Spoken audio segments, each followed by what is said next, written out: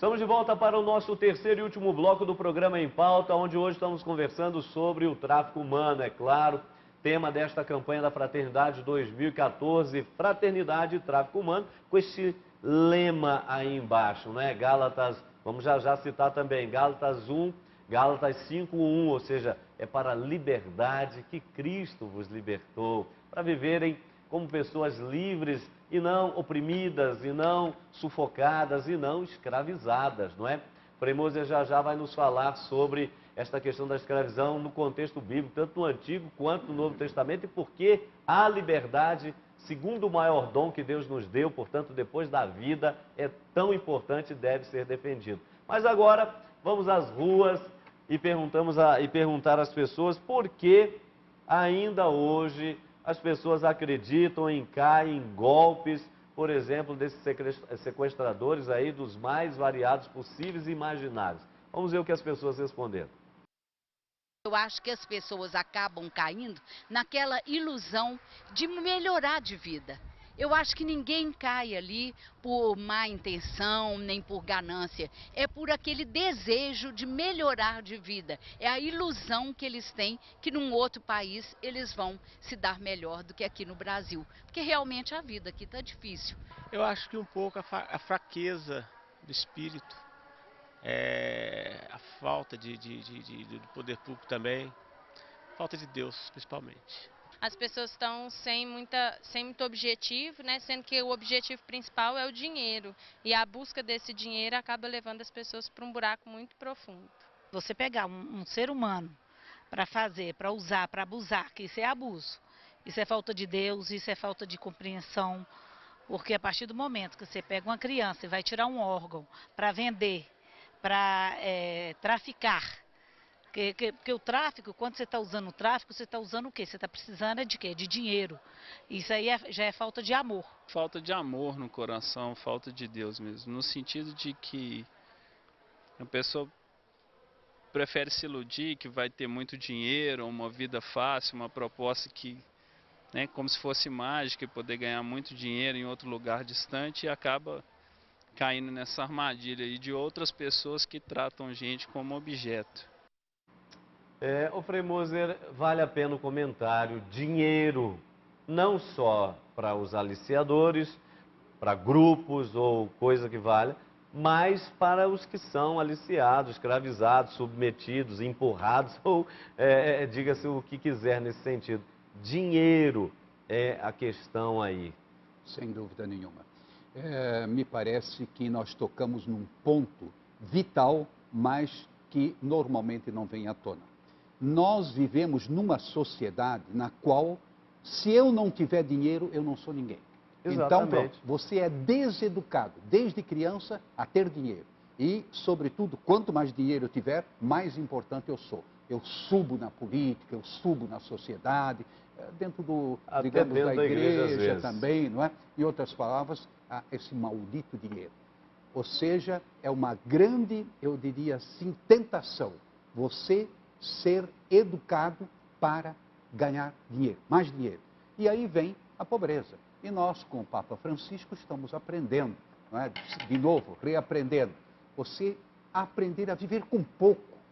Não é na miséria, mas se contentar com pouco. Não precisa estar trocando celular cada 2, 3 meses, de carro a cada meio ano, coisa que valha. Ou seja, uma vida mais austera, no bom sentido da palavra. O que é necessário, claro, mas não o luxo. E aí vem a tentação do luxo, que dinheiro se conjuga com luxo. Enfim, eu acho que é uma temática importante essa. O dinheiro é um dinheiro amaldiçoado. E eu me lembro de uma cena, né? Os meus irmãos já são falecidos, não é? Só tenho uma irmã ainda viva, mas já são falecidos, era o mais novinho. Mas eu me lembro de um conselho que o meu pai deu para um dos irmãos que ia para um grande centro, não é, para fazer carreira, mas no sentido de estudo, se formar. Meu filho, o único dinheiro que vale é aquele que você ganha com o seu trabalho, com o suor do seu rosto. Não é? Então, eu acho que é uma educação para o trabalho, para, eu diria, a economia, para a parcimônia. Né? Para que ter luxo? Para que ter casarões ou apartamentos de super luxo? Não, você tem que se contentar com o necessário. Mas nessa mesma linha, Frei Antônio Moses, aqui tem uma questão interessante que eu falei de passagem logo no início desse terceiro bloco, que é a questão da dignidade humana, salvaguardada tanto no Antigo quanto no Novo Testamento, e com a dignidade humana, a liberdade. Não é este segundo maior dom que Deus nos deu, depois da vida, obviamente. E que nos revelam, por exemplo, os evangelhos, que Jesus, especialmente na sua prática, falando sobre o dinheiro, porque não dá para servir a dois senhores, porque você vai servir um ou vai odiar o outro, não dá para ficar com os dois, quer dizer, Deus e dinheiro não se conjugam, não estão no mesmo lado, quer dizer, você tem que colocar um em primeiro lugar para que o outro venha por acréscimo, assuma o seu devido lugar. E a questão da liberdade que Cristo tratou de uma forma excelente, não é? Para a liberdade, São Paulo vai dizer que Cristo nos libertou, mas Jesus também vai dizer no Evangelho, de acordo com São João, de que conhecereis a verdade e é ela que vos tornará pessoas livres, pessoas de fato realmente livres. Ou seja, para nos mostrar que no caso aqui bíblico, a teologia, a igreja, não é? Cristo sempre tratou a questão da liberdade realmente contra qualquer tipo de escravidão, não é isso? Perfeito. Vamos começar com o Antigo Testamento. Eu me impressiono sempre de novo como volta a temática da escravidão no Egito. E, aliás, eu convivi durante alguns anos com um egípcio, um frei, não é, franciscano, egípcio, e eu perguntei para ele, como é que você se sente na noite da vigília pascal, não é? Que o faraó com seus guerreiros foram tragados pelas águas do Mar Vermelho, não é? E a gente falando mal dos egípcios, não é, que escravizavam. Ele diz, bom, o que eu vou lhe dizer? Realmente estavam errados e o povo de Israel, bem ou mal, mas era o povo de Deus. Não é? Mas é muito interessante essa ideia da escravidão do Egito. E Israel sempre lutou para não ser escravo. Muito bem. Chega Jesus Cristo, eu acho que a tônica já não é só escravidão política, mas começa com a escravidão do pecado, do vício, da dependência. Hoje se fala tanto de dependência, né? Dependência de um certo vício, de uma certa, eu diria, de um certo pecado capital. Então o Cristo nos liberta, primeiro a nós, para sermos então livres também diante dos outros. Segundo lugar, quando Jesus fala do amor, da fraternidade, filhos e filhas de Deus, filhos do mesmo Pai. Ele está dizendo, ninguém pode se servir do outro, como a senhora colocou muito bem, se servir do outro. Pelo contrário, nós devemos servir-nos uns aos outros como irmãos, como irmãs. Ou seja, no fundo é toda a teologia do Antigo e do Novo Testamento, não é? Do Primeiro e Segundo Testamentos, que nos conduz a nós buscarmos ser livres e viver com dignidade e respeitar os outros, não oprimir, não é só questão de, vamos dizer, de correntes, mas não oprimir, mesmo psicologicamente, quanto opressão psicológica, não é? Dentro da família, dentro da escola, aí vem o bullying, não é? Em termos de sociedade, em termos de escola, ou seja, é uma temática muito ampla. Então, tanto no Antigo quanto no Novo Testamento, liberdade, dignidade, aparece como peças-chave da nossa fé, ou seja, filhos e filhas de Deus. Com relação ao Plano Nacional de Enfrentamento ao Tráfico, professora, por favor, este plano que tem aí a sua valência entre 2013 a 2016, são enumeradas aí no plano várias linhas operativas, com certeza.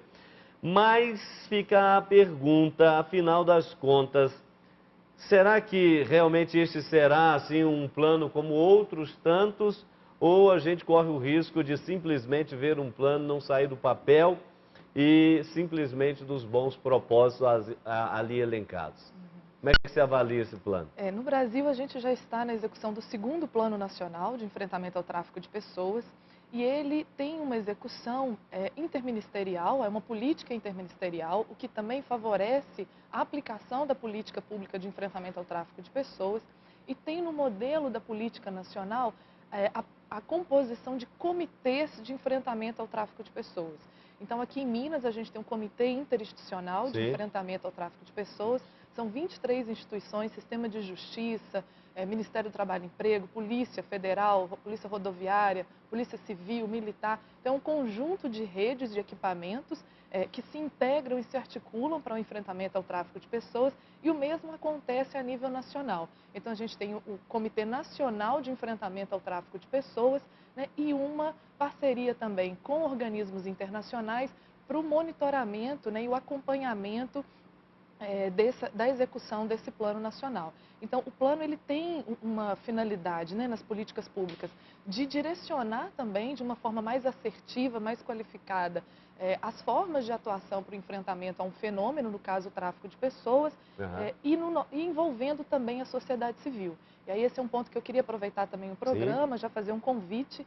O nosso comitê, saiu o decreto, né, que institui o Comitê de Enfrentamento ao Tráfico de Pessoas em Minas em janeiro. Então agora a gente já vai abrir o edital de seleção de participação da sociedade civil. Esse edital deve ser lançado agora no final do mês, para o início do mês de abril. Então fiquem atentos, né, a esse chamado. São 4 vagas para a sociedade civil compor assento a esse órgão colegiado de deliberação e acompanhamento da execução da política. Sem a sociedade civil, não há como a gente, de fato, garantir a execução, né, garantir o monitoramento dessa execução, o acompanhamento, de fato, pela população do que está sendo feito pelos órgãos dos poderes públicos.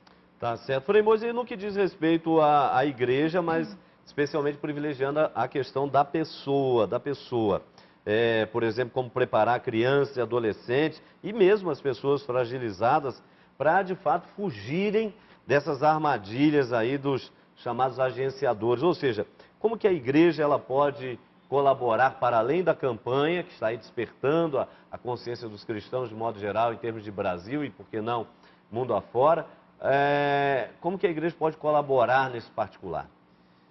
Olha, na realidade, tudo o que leva o nome de evangelização está preparando a pessoa para enfrentar essas tentações ou essas armadilhas. Por exemplo, formação do caráter, formação da personalidade, formação da consciência crítica, dentro do contexto da catequese, respeito à pessoa do outro e exigir ser respeitado. Quer dizer, uma série de elementos que fazem parte de todo o contexto da evangelização. Então, eu acho que a igreja tem uma grande contribuição a dar. E, sobretudo, essa consciência da dignidade.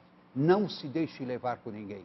Você deve saber qual é o bom caminho, o caminho da realização, o caminho da felicidade.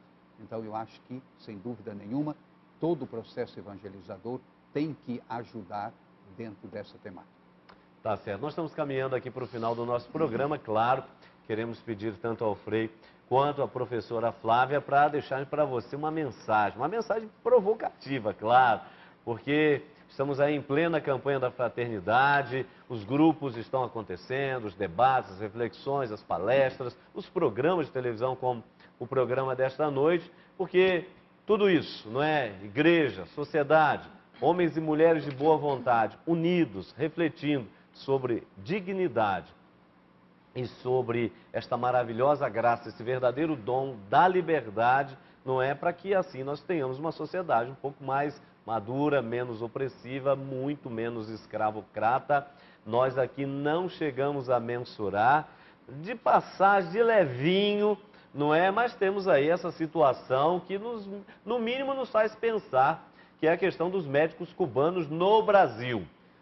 Eu perguntaria à professora Flávia, mas vou deixar isso por hora, porque é uma situação no mínimo curiosa, né? Se ali também não se verifica a questão do tráfico humano, ou seja, da obrigatoriedade, uma escravatura meio velada, enfim. Isso aqui a gente não tem tempo para debater, mas valeria a pena entrarmos também nesse tópico aí. Mas eu peço agora, por favor, aos dois, uma mensagem aos amigos que nos acompanham, que nos acompanharam nesta 1 hora, de modo que a gente continue a refletir e, claro, sempre tendo aí em vista ações realmente efetivas, não é? Não apenas reflexivas, mas efetivas para que esta realidade dura, esses números aí apresentados ao longo do programa, eles possam, de fato, diminuir, não é? E assim nós alcançarmos o que todos nós objetivamos. Por favor, doutor.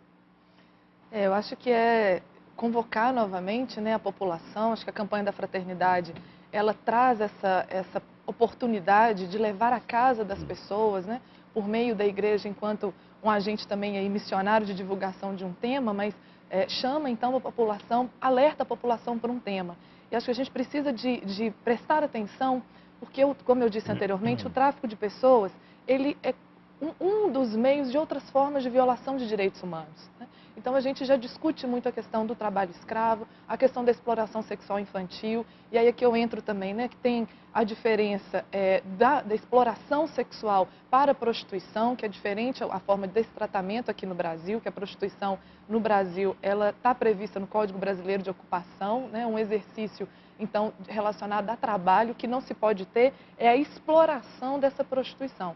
Então são vários temas que estão aí dentro por trás do fenômeno, né, do tráfico de pessoas, que vale a pena a sociedade debater, aprofundar, discutir e, é claro, contar com o programa, né, de enfrentamento ao tráfico de pessoas aqui em Minas, mas também procurar em seus estados onde tem o núcleo de enfrentamento ao tráfico de pessoas, para poder também articular com os órgãos dos poderes públicos, né, e fomentar aí sim um devido enfrentamento a esse fenômeno. Ok. Frei Mose?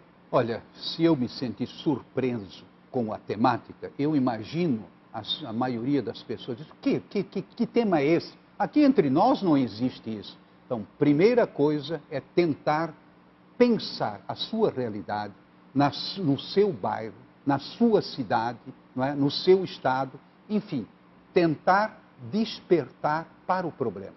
E em seguida, evidentemente, não é? Buscar caminhos de solução onde houver esse tráfico. E normalmente ele vai aparecer de formas refinadas, mas ele sempre estará presente. Só acrescentar um canal de denúncia que é importante, que eu acho que a gente está debatendo na campanha, mas em caso, então, identificando, como o Frei falou, o que fazer, né? Então, o Disque 100, que é um telefone então gratuito, onde pode ser feita denúncia anônima, é um telefone nacional, pode ser feito, né, de qualquer aparelho, e em Minas Gerais é o 0800 031 1119. Né? Então, o Disque 100 é esse telefone nacional que também encaminha o caso para o nosso Disque aqui em Minas. Então, denuncie. Em caso de suspeita, denuncie. Tá certo. E com essas palavras nós estamos encerrando por aqui. Lembrando a você que você pode rever o programa em pauta, como este tema, por exemplo, no nosso blog, além das atividades da Canção Nova Minas, não é? Então, nosso blog, blog.cançãonova.com/bh.